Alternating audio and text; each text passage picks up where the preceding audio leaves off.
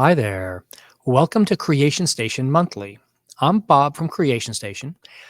This is our monthly show where we go a lot longer than our normal 20-minute weekly show. And we talk in depth with a couple of cool people about a topic of being creative, what makes them tick, how they get into the field, what they'd like to do with a future project, some kind of fun thing like that. Today is all about citizen science because April is Citizen Science Month. So we're going to kick it off now in March. We have one of our guests that's having an issue with getting in at the moment, but Emma Giles is here. How are you doing, Miss Emma? Hi, I'm good. It's Emma Giles, by the way, but I Giles, respond to anything. no, you told me this before. I apologize. I am sorry for that. No worries. Uh, I'm doing well. Great. So we always kick off with introduction. So please give us a thing of introduction. Tell us, how'd you get into being part of citizen science? Sure. Well, first off, thanks for having me. The quickest answer to that question is that I work for SciStarter.org, which is a small organization that is essentially a giant database of citizen science projects. So I got involved in that after being a teacher for a couple of years after graduating from my undergrad. The longer answer is much longer if you want to go into that No, now, yeah, or yeah, yeah. I want to hear this. okay, now's the My time. my standard joke that I always ask all of our earth science people is, did you grow up eating worms? Is that how you got into science? I wish. No, I didn't. I think I was freaked out by worms when I was a kid. I was that kid who would walk outside to to my backyard thinking it was like safer than like any other plant on the in the neighborhood where I could just eat plants from like the corner of my parents' backyard. I don't Okay, know if that then. was ever safe, but I was like, does it taste like spinach? Should I be testing this out? It Ah, never did. I think it was probably a little bit more bitter than that. But then I felt a little bit happier about it once I found out that chickens literally just eat anything that's in front of them. I fed chickens like edible flowers, and it made me so happy. I was like, this reminds me of when I cool. was testing out my backyard flowers. Um, but unfortunately, that's not when I got into citizen science. I was really young, so I don't remember if I even liked science at the time. I really loved science in high school, but I actually fell off the wagon my senior year of high school because I got really nervous about getting a degree in science, and so I kind of chickened out. I said, you know what? Nah, I'm just going to go and do business school because I know I'm good at talking with people, and I'll learn some skills that I'll be using in any job, right?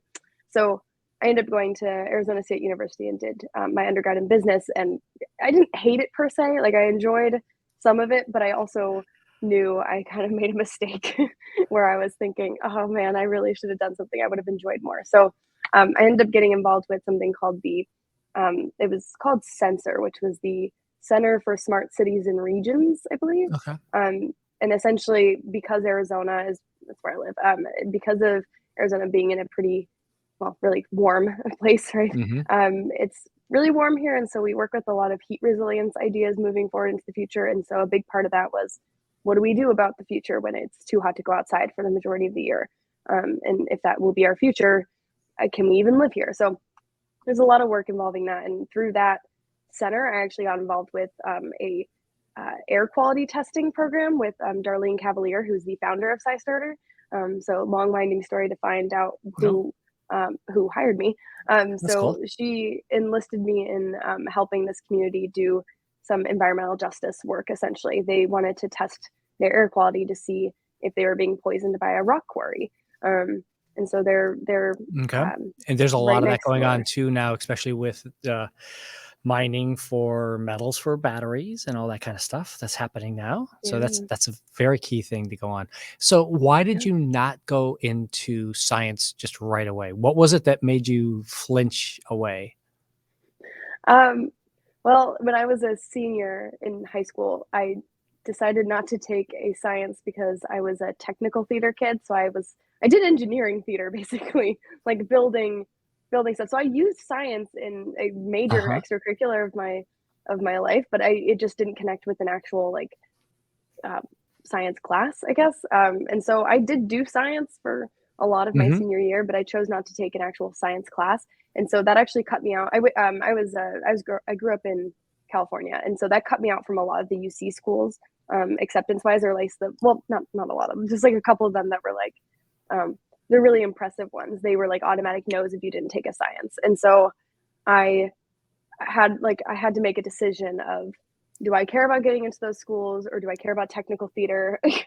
So Hmm. I made a choice to say, no, I care about technical theater. I'll figure it out if I don't end up at UCLA or whatnot, which I did not go to UCLA, but it's fine. I'm all good now. Yeah. So No, everything and is hey, what it should be. arts and theater is a big, huge thing, and that's actually one of the whole points of this show is to figure out how did the winding paths that people take to get to where Mhm. they are and how they made it. And now you said you were doing science as part of your technical stuff there of building and doing. Tell me what kind of, Yeah. you're a senior in high school, and what are you building and how are you creating these things?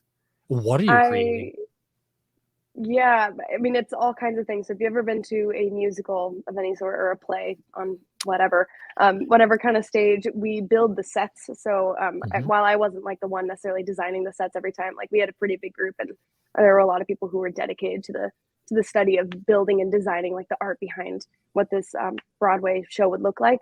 But I was on the team that would just build the sets, and we'd get a project, and we'd build different objects to be on the set. We would connect different giant oh my gosh, I forgot the name of the not was it a flat? I want to say we used the word flat. Like just giant boards Mhm. of plywood that would stand up as like the backdrop. And we'd connect we would paint them all. We would just do the set design of like what different objects would be on the walls and um, the different prop work and such. So it was a lot of just figuring out how to make someone's design possible. I was mostly in the audio realm of things, so I was in charge of like microphones. We used to call Mhm. them mic monkeys, or backstage people who would put Uh-huh. microphones on the different actors. They would be called mic monkeys, and I was in the booth controlling them from the soundboard. And when I was in high school, it was a analog soundboard, which for the average listener, I don't know if that would really make any sense to Wow. anyone, but digital versus analog, it just means that the digital ones we use now are really easy to like program and keep them programmed and like switch them over. So I had to constantly like keep track of my settings to like return to. I remember I remember using the whiteout on a board like that to go through and make markings. Okay, no, here's this and here's this color for this scene and that scene and everything. Yeah. No, I remember those days. Spreadsheets I used. I love spreadsheets, which is also why I was like, I'll be fine in business. We use There we spreadsheets go. in business. So who was it that got you into science in the first place? And because you said you were doing it all the way through into high school and then you kind of fell out. So was it parents? Did you have a mentor? Who kind of got you into the idea of doing science back when you were a kid? Or did you just naturally just fall Yeah. into it with testing plants in the backyard? Testing eating them. You know, I recently found out that I feel like this is a discovery that people make a lot of like way before I did, but apparently people lick rocks as a part of geology. Like as a Yeah. geologist, you lick Uh-huh. rocks. I did not know that until like a week ago. Um, Because that's how you can so tell if it's a fossil or if it's a rock because bones taste different. and Yeah. something sticks to your tongue. There's something Yeah. like Yeah. the amount of things that are like one sentence or like one word in a textbook that turns into a lifetime of research is just something Yeah. that's so incredible to me. Yeah. Um, so there's a couple of different versions of this. I have the natural fascination with science as a kid, where I had certain teachers who were just like they weren't even like making me excited about science. They were just really cool people, and so everything they said, I would just grab onto. I had a science teacher who taught me physics, and I know nothing about physics anymore. Like I, that's the subject that I'm just thinking like, oh wow, I really did not pay attention during that time. But Mrs. Piger was my teacher at the time. This was like in sixth grade, so Wow, really and you early can on. Where it's just man, I cannot remember that. That is awesome.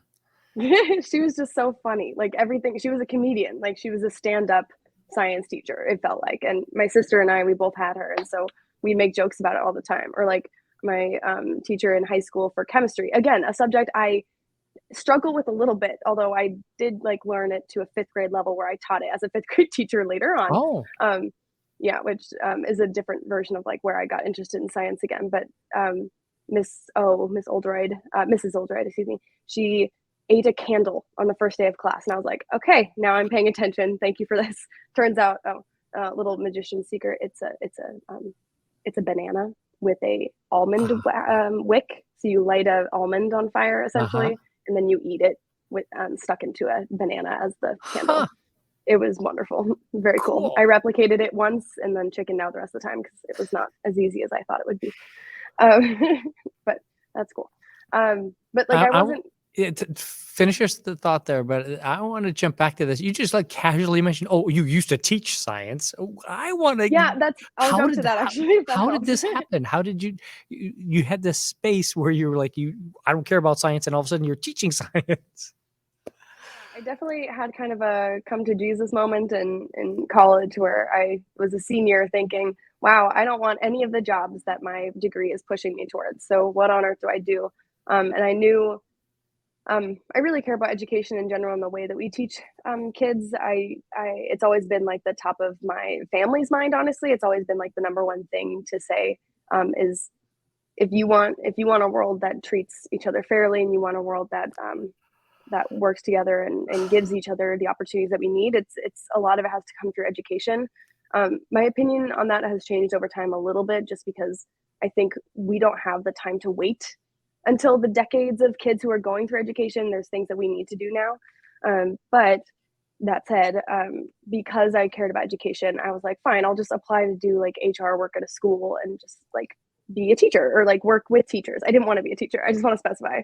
I was horrified about being a teacher. I did a project my senior year about teachers. It was my honors thesis at Barrett, which is our honors college at ASU, and figured out that being a teacher was super duper duper hard. And so I was like, oh, that sounds terrible. I'm not going to do that. And then I apply for something else.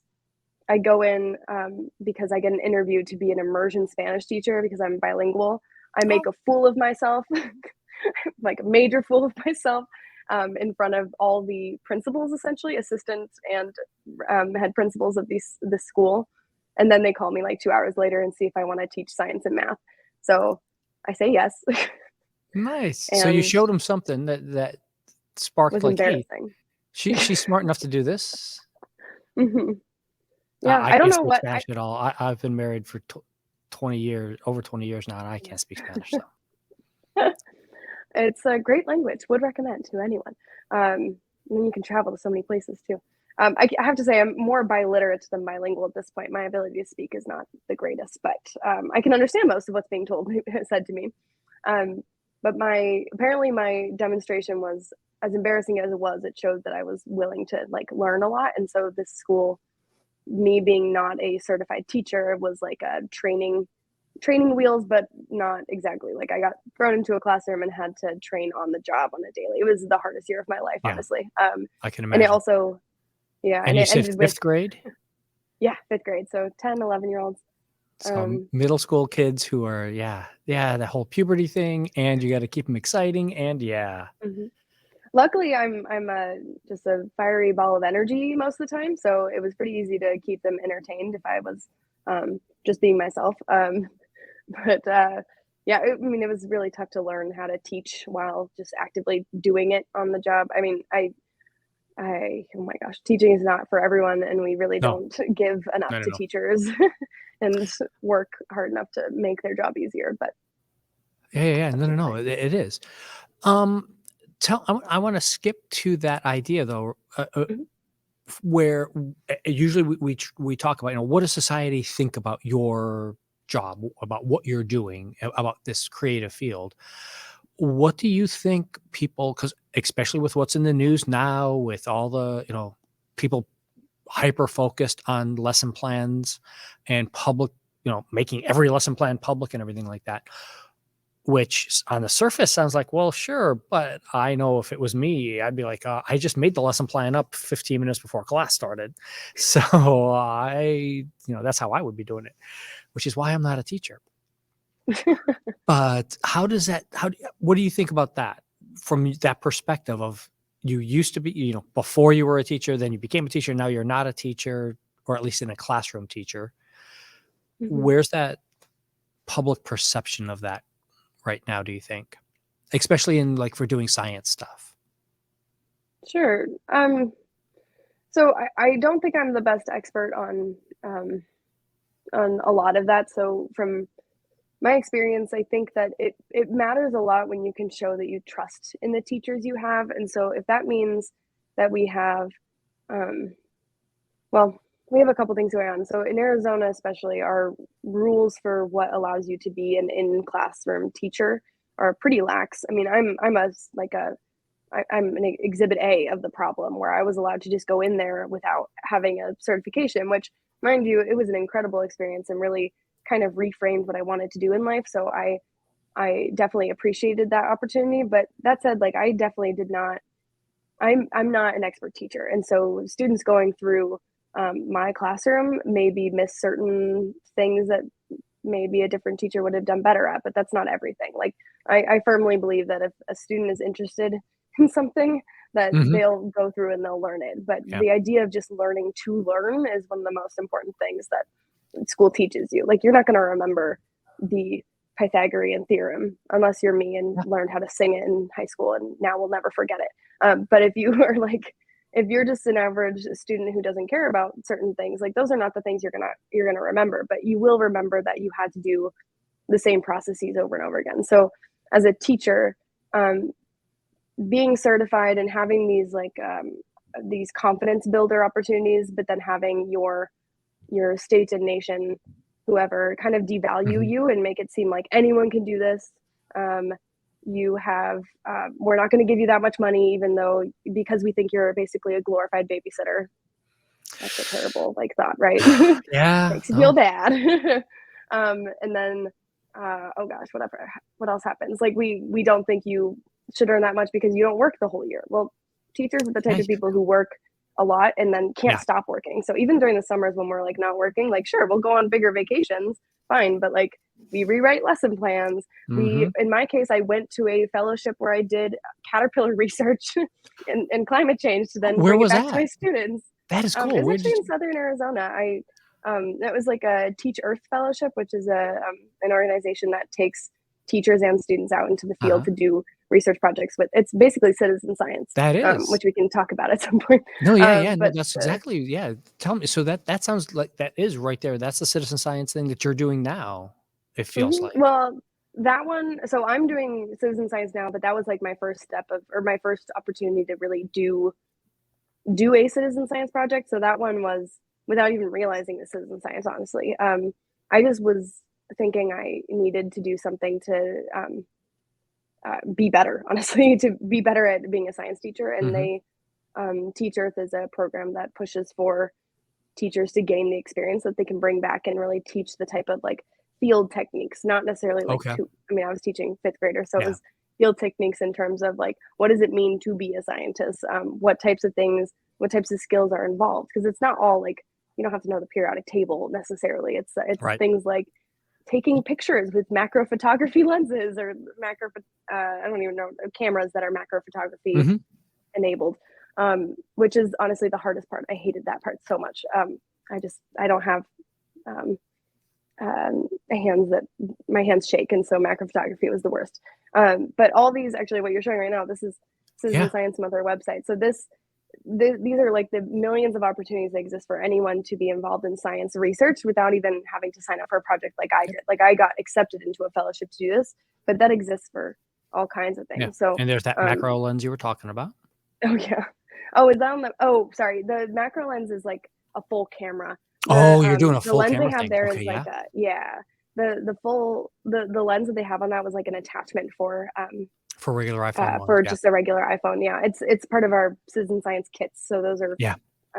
little lenses that you put inside. Um, I'll brag about those later yeah. on because we got some cool stuff. So, we have already gone almost 20 minutes into a conversation about Okay. citizen science without actually defining what it is. And you touched on two different parts there about whether you need to know the details of something like the periodic table and or just get out there and mess around with your fingers. So tell me, Mhm. Emma, what's your nutshell definition of what citizen science is? Sure.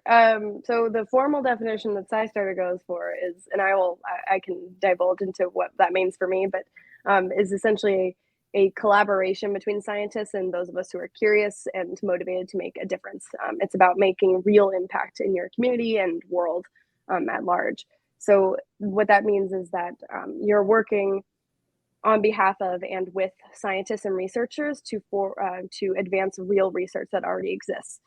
So a good example that I always bring up, or that I often bring up, is there's a citizen science project called stall catchers, which we actually have a catch-a-thon coming up. I think it's starting on the 31st. But essentially, it's a program. You look at stall catchers. Sorry, I get distracted. Yeah, Getting it up. so stall There we go. catchers.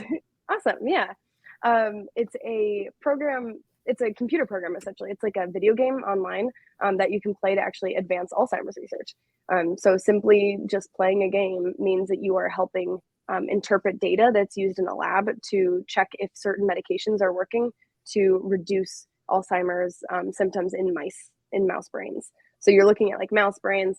Actually, if you look up stallcatchers.com in your URL, it will come up pretty quickly. Okay, I'll pull that up. That might be easy to bring up. And this one's really easy to bring up because it's a massive ORG? community that's involved with this one. I think Nope. it's .com. I'm not positive. Might be a .com. Guess we'll find out. Yes, it is. There we go. Yeah. I think if you scroll down, we might be able to see one of the images. Yeah, they have a whole. They're a really big deal. So, oh yeah. So that's like an image of. Yeah. Oh, that's so cool. Yeah. So it allows you to see like these scans of these mouse brains, and so those little highlighted parts that's there. You're looking to see if there's like a blood clot. Essentially, it's like stalled blood flow, so it's stopped, which means there's like little black dots that'll just not move. If the little black dots do move, it just means that it's flowing still. It's just like there's something else going on. Cool. But if they're stopped, that means that the blood flow is stalled. And so you go back and forth just saying, okay, is it stalled or flowing, stalled or flowing? And actually, the best people at this game are middle schoolers. Oh. I think it's because they're just like, yep, instead of adults being like, it could be this. But also, is that what I'm seeing? Or like eyesight-wise, maybe it's related to your eyesight. I don't know. And but it's middle those schoolers fast are way better. twitch video game people's. Yep. It's a fun game. I do that one a lot with our in my work for SciStarter. I work with a bunch of different organizations, but we have a corporate partnership with Verizon, and they do a lot of team meetings and business unit meetings where we just do big trainings for stall catchers essentially, and then we just do stall catchers for the rest of the hour. So they all do. Citizen Verizon is their big volunteer platforms, their social corporate responsibility stuff that they do. So they're really big partners for that, and they've been like commended for their amazing work because they've just had months and months of work that they've been able to be credited for, which is pretty great. So we're talking video games. We talked about you going out there with the caterpillars and all of the things like that. Get your drink of water. Don't worry. We got you here. Tell me, what kind of equipment did you start with? And then tell me, what is your dream piece of gear that you really want? Okay. So in the making it non-vague way, in citizen science, the beauty of citizen science is that you don't have to have anything to begin with. So that's the best part about it. So really gear that I own, I don't have any. Although I will say I started my first project I worked on with the air quality sensors. Like I worked with air quality sensors that are like $300+, like these expensive devices that are checking for these things. So that was pretty cool, but I would never want to buy one because they're available at your library if you have access to the ones we have partnerships with, or if you want your library to have them. We have a method of getting them involved in going for these devices that you can just check out at your library for free for a couple weeks and bring back.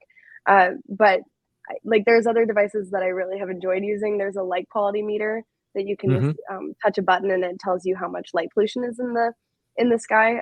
You just have to be careful about how you use it so that you don't mess up your own light vision or like depending on where you are, especially with like the moon. The moon is so bright and it kind of messes up your like score. So you have to be careful about like what nights you take it out on. Yeah, well, so and that'd be a interesting thing for down here in South Florida with turtle nesting. I'm guessing you can go out there and see just get a real sense of what those bright lights are for the hatchlings and how it can distract them and stuff. Yeah. Absolutely. That's the main reason why that one exists is the Dark Sky Network notices the ecosystem damage because they're the lights that we have in parking lots and all kinds of cityscapes. It confuses the little babies. And they, instead of going towards the moon, toward the water, they end up going into parking lots and get run over. And it's super, super horrible. So yeah, that's one of the major reasons that the measuring light in the night library kit exists, but the projects, the Dark Sky, what's it called? Globe at Night, and then the Dark Sky Network does a lot of work to try to prevent those things. That's a big deal. I don't have turtles in Arizona. We have, or I guess we have You have tortoises, tortoises. the big ones. Yeah, you have the tortoises out there. Yeah. I knew you had Okay. caterpillars because you have butterfly migration through there a lot, but I'm trying to picture what else Yeah. besides the cartoon roadrunner and coyote that are somewhere off there.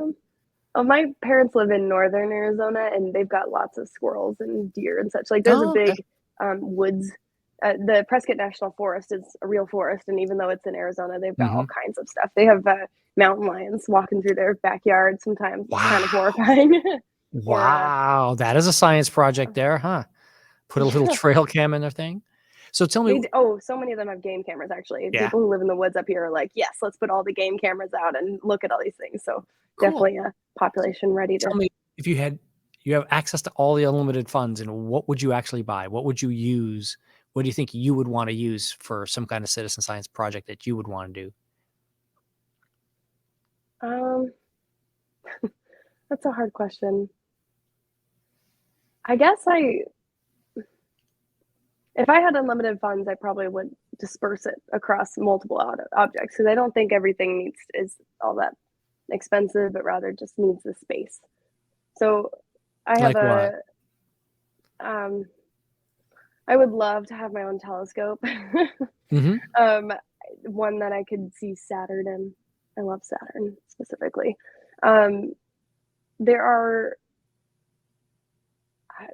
well, it's funny because a lot of the projects I've been involved in have been involved in like collecting a lot of data, and so because it's so group oriented, you mm, might need space to keep things. Like in the Caterpillar one, we had like literally just fridges of or like freezer, oh gosh, coolers full of Mhm. containers of caterpillars. So it's funny how certain science objects end up being like your everyday items of like plastic cups, like 2 ounce Yeah. cups to hold the little caterpillar.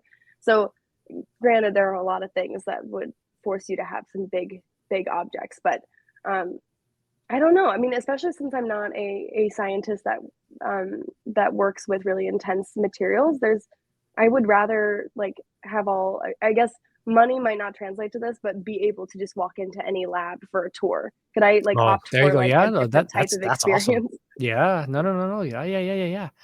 No, we had last summer we had Dr. Ocean on, and she was showing us all the stuff in her lab. That was pretty intense. Yeah.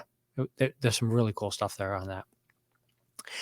Parts of being a teacher was showing I had a couple of friends who were in PhD programs, Mhm. and one of them gave us a tour of his lab from Zoom. So we were zooming in, and he just gave Nice. us a tour of his chemistry lab. Or we got to learn about botany from a PhD in botany in Pennsylvania, who just told us Very all cool. about her favorite plants. So just that experience where you could just walk in anywhere and get that type of Mhm. experience, I think is just so fun, so fun.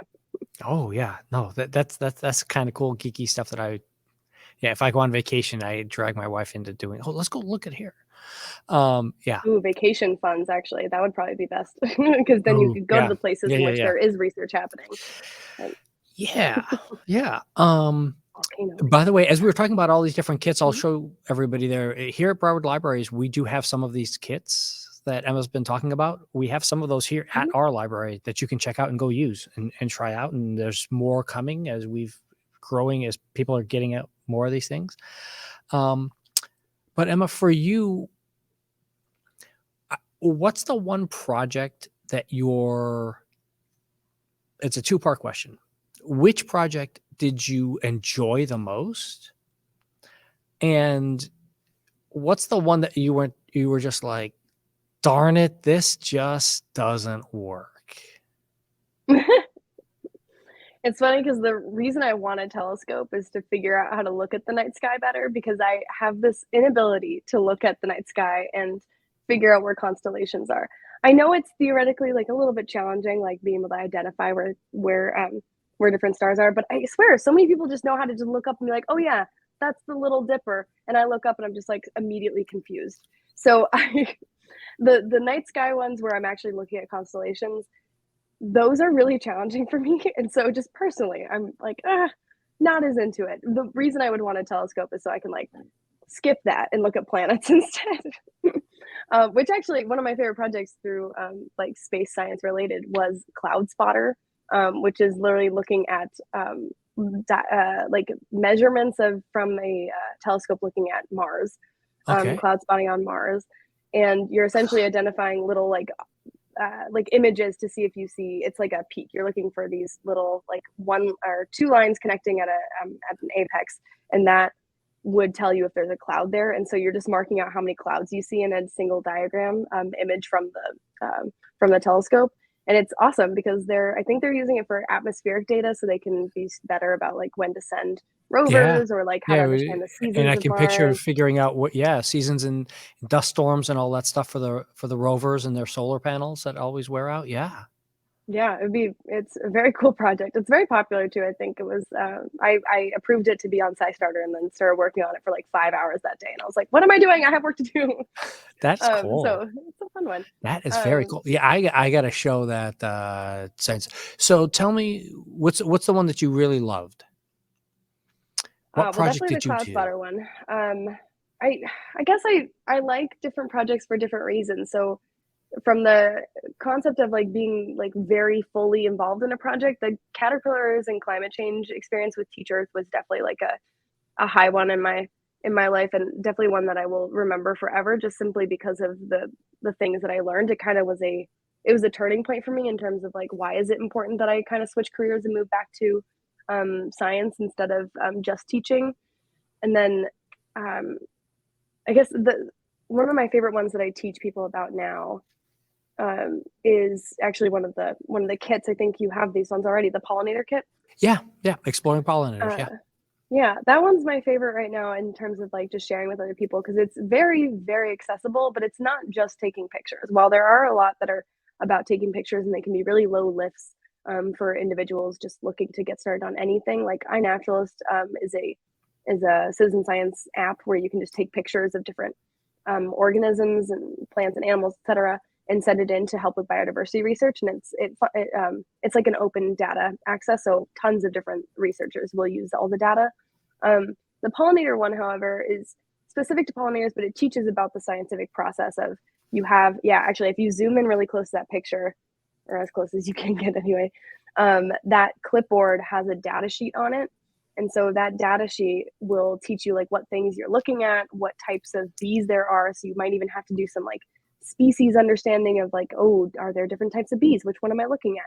It really teaches you to think really thoroughly about um, the scientific process because you're sitting in one place. You have 5 minutes to watch a singular plant.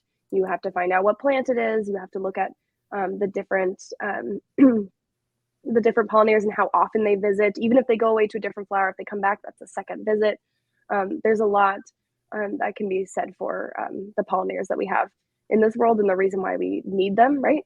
But it's been very it's like a microcosm of like being a scientist. So if you want to do citizen science, which means submitting data that really impacts anything, but you want to do something that feels a little bit more substantial than just taking a picture and walking away. This one is really amazing. So I yeah. love doing this one with all the groups that I visit uh, uh, for Citizen Science Month events and like festivals that I will table at for SciStarter. That one's just really it's like a crowd pleaser. It is. We've got that one at our North Lauderdale Library at our Creation Station Science. It is big. Yeah, they get used a lot. But I want to get back. I mean, it's very cool, all the projects. Don't get me wrong. I love these things. But I want to get a chance to pick your brain on this one because it's where did you when you got started? And I want to go back to your transition from no, I'm not going to do science. I'm going to do business. No, I'm going to get into science because you started teaching it in school. When did I'm not going to be teaching in school anymore, but I still want to do science? How did that work out in your life? Yeah, I sometime in my second year of teaching, we had so my first year of teaching was actually cut short because of COVID. So we were all sent home, and I taught online for the next couple of well, I guess it was like a month and a half maybe, and then the end of the school year. And then the summer we were all just shut down. And I, not ironically, but coincidentally, I had also just gotten into a bad car wreck. So I was also like without one arm usage because I had broken my arm. And so super awesome time for me. Just a stressful time where I was stuck and really stuck, where I barely had maneuverability. And so I did a lot of thinking over that summer and rewrote all the lesson plans for my school. So I thought to myself, well, I know this isn't the end. Like I can see myself moving on past teaching for at least a little while, and I like teaching enough where I know I can come back to it. So I applied actually to go and get my master's, which I'm currently in and finishing up this May. So I'm finishing up my master's in. Congrats. Yeah, thank you. Assuming I finish the semester, that would You be great. will. I have faith. Thank you. It's a master's in science and technology policy. So switching gears to policy field.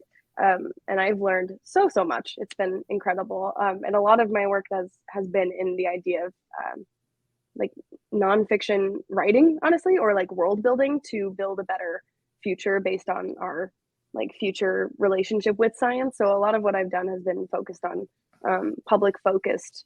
What should we be thinking of? What should we be looking at in the future? How should people be involved? And what does science literacy mean? Do people need to be scientifically literate? All those things. And so when I was teaching in my third year of teaching, and I had just started my graduate program, I got a call from Darlene saying, "Hey, what you up to?" Which Darlene Cavalier is the founder of SciStarter, who is working with me in my undergrad when I did the air quality research that I mentioned before. So she just mentioned to me like, "Hey, there's a job that needs filling, and we remember your work from the previous one. So do you have any interest?" And so I was like, yes, this is the perfect opportunity to finish my degree on track, like finish it early instead of the work I was doing with being a teacher too, which is not exactly a 40-hour week. So Yeah. so beyond not being able to finish my degree, I was also only taking one class a semester. So switching to working at SciStarter after that school year made it so I could work fully on my master's degree too. So it All this yeah. here reminds me like you're the next Neil deGrasse Tyson because you're doing all the circle around everything. Policy, you've done the hands-on, you've done the policy, you're working on policy now, you've taught, you're like circling in on that. That's a nice target for you. I appreciate the thought. If you want to know who for sake of not being disparaging to myself, if you want to hear the other future Neil deGrasse Tysons or future Bill Nye the Science Guys, Yeah. there's a whole ton of interviewees on Ali Ward's Ologies podcast that are just like monumentally more involved in public facing work in general, and Yeah. like communication of science, that are just doing incredible work.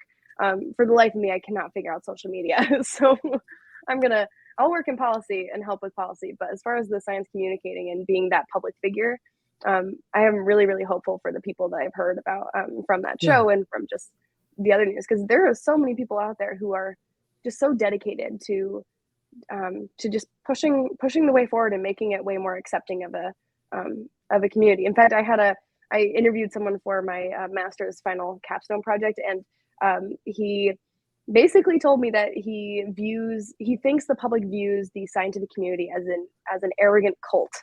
Like, we look at the scientific community as an arrogant cult, and this is coming from a scientist and a policymaker. So he was very blatantly clear about like, yeah, no, we look nuts, and so no one wants to talk to us. Of course we need science communicators, we need young people. So it was hilarious to hear from him, but also just very nice to hear like, we're not dumb. Like, we know what the problems are, we know how to solve them, we just got to keep pushing to make sure they happen. There's so much in this world that we can There fix are without. solutions out there, we just need to actually enact them and make it work. We need people to care, because that will make it happen. Oh, yes, that is a key thing for us.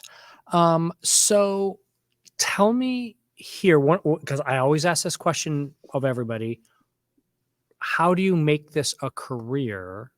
But because you've gone over some of that, how you got there, but for the general person out there, Is it something where they have to go to school, they have to go do these things, and or just doing citizen science? Obviously, you don't need a degree. So how does somebody get involved and Yeah, just make it a lifelong passion type thing? absolutely.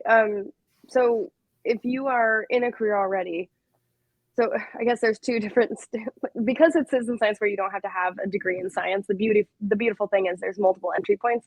So from my background, I already had like a career. I was a teacher, and so I just started moving into it. And then, well, I guess I started once I started working for SciStarter again. I moved into it a lot more, and so it's a career for me simply because I work with SciStarter. But I there because SciStarter exists, the reason it exists is because there were so many projects out there. And so there was no way to really get to all of them. People weren't able to find them without help from someone kind of pushing them towards it or like giving them the in of like, oh yeah, I know about this project that's happening.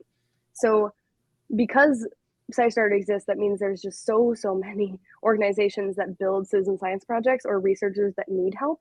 And so uh, there's good reason to say that there are a lot of organizations out there working with citizen science who need help, either from volunteers or from people who become volunteers and are so active that they become real resources. So I know someone who worked with it's called Eterna. It's an RNA related, Oh, okay. yeah, it's RNA related for citizen science. And they're Like the essentially like, protein folding type of thing? yeah, Okay. exactly. So they're protein folding RNA stuff um, and essentially making different puzzles work and sending them to researchers to basically print out in a lab and see if it works for whatever reason. And I think they were involved in like vaccine creation during the start of the pandemic. It was big deal stuff is happening with them. And there are people who got so involved and are experts in RNA now where they just work with them. They actually actively work with them as a career or as a part of their career. Maybe they're independent contractors or something. So there are a lot of organizations that could benefit from more people being involved who are not scientists, because that's kind of the point. Yeah. The point is to open science and be able to say, we don't have to have this arrogant cult, this like little culty area of scientific research that doesn't involve the public, and therefore the public just doesn't need to know, or we won't know. And then when we have to find out, like during a pandemic, we panic and don't know what to Yeah. do. It should be about opening science and making sure everyone feels welcome and is able to ask the questions that might be scary to ask or just Yeah. like feel like stupid And questions. the all people is exactly that. It's everyone. It's you, Yeah. I do want to point out on the SciStarter page, there's almost no kids. This is Oh, that's actually all intentional. yeah, I know. This is all about it. This is not a, I want to make it clear here before we go. What Emma's been talking about is not about, okay, here's how we get kids involved. This is how we get people involved. That Hmm. protein folding thing, I know they had a whole bunch of older people doing that, and especially older millennials and young Gen Z people or Gen X people, because of video game machines that they have at home. And they had all this great stuff they were running off of their Xboxes or PlayStations or their PCs to do that kind of stuff. And looking through all the pictures here and seeing it's real people. This is not, yeah. Hmm. No, no more pictures on that one, Oh apparently. yeah, no, I was actually coming Um, down to the the list here calendar. because there is so many things happening. Now, where in the world are you catching all of this stuff? Because you said part of what SciStarter does, and you get, here's your chance. Give us the plug for why everybody needs to come here and do this. How do you guys find all this stuff? What's going on with that? All the like events All the and stuff. events and all the Mhm. projects that you guys have listed on there. Is that, I mean, fill us in on the background of how that works. Sure. Well, we're at the point. So SciStar's been around since 2014, I want to say. And so since it's been around for that long, we have the amount of like name recognition where people automatically will bring their projects to SciStarter. So since I haven't been around that long, I don't know if there was like more to it than like just building those bridges. We have a lot of like curated pages and like partnerships with like NASA, with NOAA, with oh gosh, all kinds. The Dark Sky Network has a like partnership with us. So there's so many different organizations that work with us, and so they automatically bring their projects onto SciStarter, or we just like remind them every once in a while of, hey, add your projects. And there's other platforms that build projects. So if you've ever used the platform Zooniverse before, Zooniverse is it's a lot of like interpreting data that comes through. Yeah. And so we work with I them and did they that with automatically, yeah. animals and picking out the animals on the safari and stuff like that Oh on the yeah. savannah. Yeah, I did. Awesome. My sister's big into zebras, so it was sitting there and trying to figure out which ones. Yeah. Which ones are zebras? Yeah. No kidding. There's an entire platform called Instant Wild that only does wild trap cameras or wildlife camera traps. So there's so many different platforms that we just kind of we set up affiliate partnerships with them. So essentially, they know about us and we know about them. We connect our computer algorithms to a certain extent where their projects will be uploaded to um, our um, our database either automatically or just like repeatedly over time, and we can connect them. And that actually helps everyone who has like a SciStarter account too. Would highly recommend having a SciStarter account, by the way, because Yeah. you can track all the projects you're involved in. We'll also give you recommendations that are really helpful for moving forward into different projects. And you can also track your contributions over time. So if you're not sure like this is the thing for you, but maybe you have to do service, instead of just doing service where you're, I don't know, what are the average service, like working at a soup kitchen, as important as that might be, there are other ways to do it. So depending on how to best, like most effectively use your time and Yeah. what matters most to you, instead of going for something that matters most to like the person next to you. If this topic of science or, I don't know, conservation strategies matter to you, going on and doing service with the instant with wildlife camera trap projects, that is working towards conservation efforts, and you can actually track your service hours after Yeah. over time And with a SciStarter account. and here at the library, we work with the Broward County School Board. We've done the science. We actually did an episode on this show last year on science fair projects, Yeah. and we're hosting the the science fair festival. All the award winners here at the end of April. And I Mhm. wanted to point out this one part on the page for us here, Emma, before we go, because we are closing in on our end here. These badges, I wanted to point out here, like this one over here on the right of Mhm. data ethics and talking about this kind of stuff, because that's where we were starting to get in on earlier what people think about it and how these things go.